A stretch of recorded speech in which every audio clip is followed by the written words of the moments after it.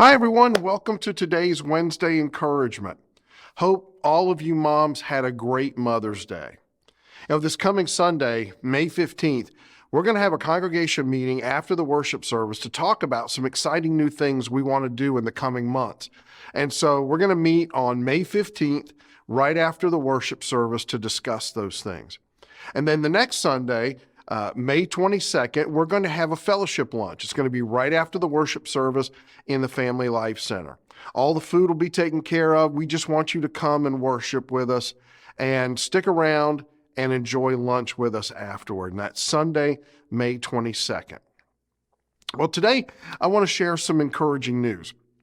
We have a total on the special offering for Remember the Children's relief efforts in Ukraine that we took up a few weeks ago, and it's just over $10,000. And we want to thank you for your generosity and give you a report on how God is working through these efforts in Ukraine. Andy Baker, the founder of Remember the Children, was able to go to Romania recently, and he preached at a church a couple weeks ago.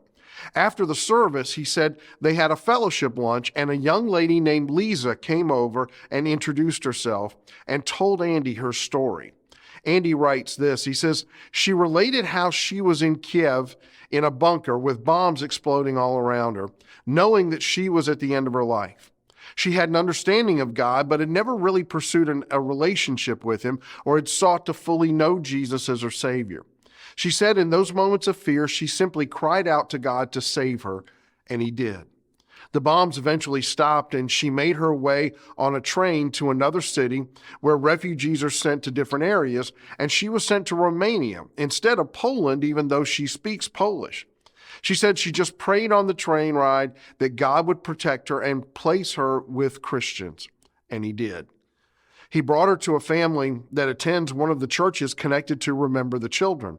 And she attended worship with her host family and heard the message through a system Remember the Children bought for the church from donations like ours that translated the message into Ukrainian.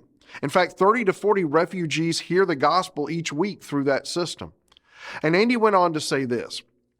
He said, Lisa told me that she sees God's plan in all of this. She was seeking God and a war broke out, sending her to Romania where she has heard the gospel, and she told me that she was ready to take her next step in baptism.